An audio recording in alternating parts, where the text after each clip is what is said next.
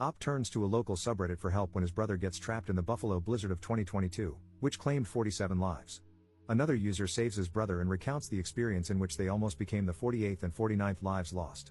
Editor's note: for some general info, Buffalo, New York, is known for its snowy winters, but the blizzard of 2022 has been called the storm of a lifetime. 48 inches, 122 centimeters, of snow fell in about 48 hours. With the wind chill, the temperature was minus 30 degrees Fahrenheit, minus 34 degrees Celsius. The conditions were so bad that emergency services were suspended. 47 people died. Original post by you/Junzeman. Op made a post in r/Buffalo that was titled, "I need urgent help. My brother has been stuck in his car since the afternoon. He is near X address and is running out of gas. We have tried our best to contact the fire department, police, and tow companies but haven't received any help yet. Please, someone help me. Any help or suggestions would be greatly appreciated." A comment from a local about the conditions in the area. Volunteer firefighter here. Our trucks cannot move in this snow. We are getting stuck and cannot get to anyone at the moment. At least 50% of the town's fire apparatuses are stuck somewhere. I hate to say this, but if you can contact him, tell him help is probably not coming.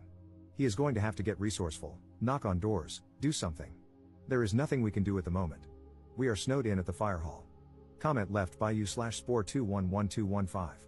I live close by, I can bring some gas and warm clothes, possibly. If he's up for it, I can walk him back to that fire hall. I live near that area. Update 1 day later. Posted by you/Spore211215. Saw another post on here saying someone was stuck on Genesee Street near Crabapples. Well, I think to myself, hey, I only live about half a mile from there. I bet I could help this person, and I make the decision to go. He's been stuck there all day, and his clothes got wet from the snow while trying to leave, so I knew he needed help. So, I'm getting myself ready. I grab what little gas I have, some food and water in case he needs any, and some warm clothes and a blanket for him. Then I gear myself up. I put on thick hiking socks, sweatpants, a backpack to carry my gear, puffy snow pants, a Hanes white tee, 2 sweaters, a jacket, a high-vis vest, thick leather winter gloves, insulated winter muck boots, a headband, and a motorcycle helmet to help combat the snow and wind. So, it's time to head out. It's about 11 p.m., the wind gusts are still ripping outside, and snowdrifts can bring visibility down to zero. The motorcycle helmet is a mixed bag, helpful in some ways but also letting snow get stuck in my face, but overall, it was a good choice. Now, let me tell you, going to get this man was difficult. I'm a taller man myself, so the snowbanks weren't as much of a struggle for me, but unfortunately, when the snowdrifts reach up to my mid-thigh and every step has my foot dropping all the way down into the snow with no resistance, it turns just walking into a big task in itself. So, I'm making my way down the street, and it is difficult. I get that I'm wearing a motorcycle helmet and that it's hard to breathe in, but even when the visor was lifted, it was still hard to breathe, not only because of the snow constantly blowing in my face but also because walking itself was exhausting. I'm in decent shape, but trudging through those drifts is no easy task. Eventually, I make it down my street and a few streets over, switching between easier and near impossible spots of walking along the way. I get to an automotive business, and their building blocks a lot of the snow, allowing me to walk like normal for once in a long while. I keep trekking, but now I'm near a main road without buildings as densely packed, so the snow drifts are blinding at points, and I need to focus on buildings and objects to know where I'm going. Eventually, I make it to the man's car after a good 40 minutes of walking, even though I only traveled 0.6 miles. So, I get to the car and give him some clothes because that's mostly what he was interested in. He didn't care for any gas, food, or water, but I made sure to offer it to him just to be sure. He changes and gets ready to make the trek himself with my help. After a few minutes, he's ready, and we're on our way. He says he talked with someone and has a house he can go to for warmth and safety for the night, about 0.3 miles away. Alright, sounds good, let's head there. We make our way there. The man is not well dressed for the weather, but you've got to work with what you've got. He has regular sneakers on, his pants, my snow pants that I gave him, the hat I gave him, the sweater I gave him, and his shirt underneath. He throws a blanket over his head as a kind of protection against the wind and snow. It's bad out. My tracks from just a few minutes ago are all but gone, but I know the way I'm going, so it's alright. We walk up the road to the cross street and quickly cross. It's hard to see or hear anything, so we can't really tell if a plow is coming, and we act fast to stay safe. Then we make it to the side street. Well, needless to say, that street hasn't been plowed in ages. Snow drifts reach near my chest, and with no paths available, it's time to trailblaze and make our own. We need to make it maybe 9 or 10 houses into the street, but with snow like this, we're barely progressing at all. I'm dressed for the conditions, so I'm only getting tired. The man I'm helping isn't doing great. Snow is accumulating on his face, and he occasionally falls into the snowbanks and needs to recover. When we get near houses that block the wind, we take a break and relax because we need the energy to make it to this house and can't give up. After more struggles, we eventually make it to the house, about 0.3 miles in 30 or so minutes. The person living in the house graciously lets us both in. I recover by warming up a little bit. The snow that accumulated on me just starts dripping and melting, which I know is a bad sign, so I make my stop short to avoid being drenched on my trek back. The man I helped is very thankful and gets comfortable and warm for the first time in hours. But I can't stay long, so I tell him I'm glad he is safe, thank the homeowner/renter, whoever the man that let me in was, and head back out. Now, I'm on my way back home.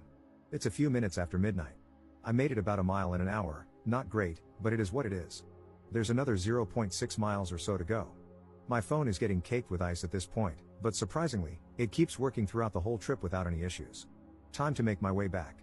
I can actually see my trail this time, so I use my previous steps to try and make my walk a little easier. I'm starting to struggle but no, I can't stop. Eventually, I make it back to Genesee Street and see a front loader messing around with some snow, I'm assuming for emergency vehicle traffic. His windows are all iced over and fogged up, and I can't tell if he even sees me. I've got my mission, so I stay the hell out of his way and keep going. I give a wave and a thumbs up and continue making my way home. I cross Genesee quickly because now I know the plows are out, and I need to stay out of their way. Back in my neighborhood. My trail is gone, but I know where I'm going, or at least I think I do, so I keep making my way. I take a pit stop to call my girlfriend at home, letting her know I'm okay and all that jazz so she can relax. The phone call ends, and I continue on.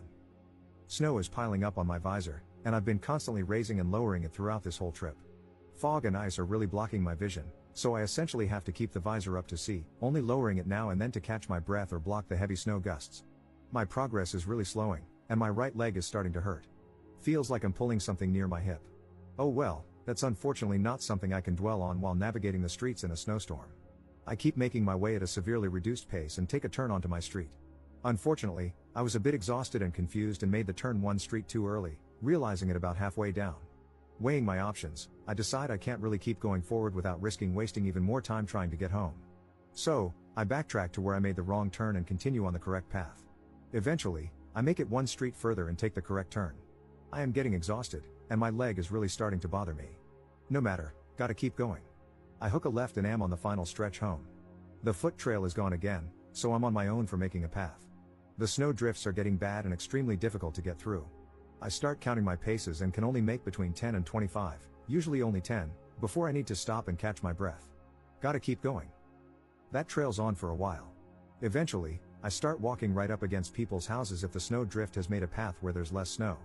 I'm close to home but very, very tired. Thankfully, for the most part, the snow is at least at my back on this path. I keep struggling but can't give up. I am making nearly no progress, but I gotta get home. Eventually, I can see my house light but still have little energy to make it there. 10 steps. 10 steps. 10 steps. I'm close. I see the last section of snow near my house. 5 steps. My leg is really hurting. 5 more steps. Boom. Home. I am exhausted and ready to drop.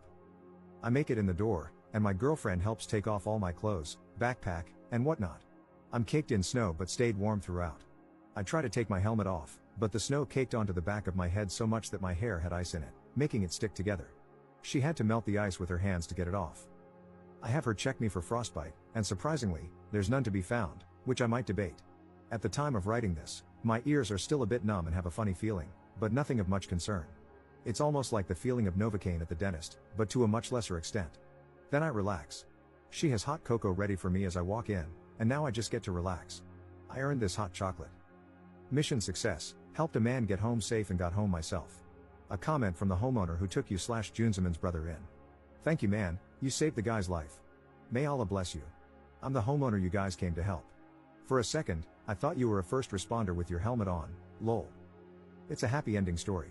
The man stayed in my house for 2 nights, and he headed out home this morning. He even helped me clean some snow off my driveway before he left. He arrived home safely, though his car is still stuck on the road. Thank you once again. Second update same day. Posted by you/Junzeman. Last night, I made a post asking for help from my brother, who was stranded in the snow. After posting, I received lots of suggestions and advice. Then, out of nowhere, this man came and offered his help. Shout out to this kind human angel, you/Spore211215, for helping my brother out of the snow in Buffalo last night. This man deserves all the love, prayers, and gratitude for risking his own life to save a stranger. My family will forever be indebted to him, and I just want to help share his story in the hope of spreading some good news during this holiday season. Please help me make this local story known. Thank you, and happy holidays.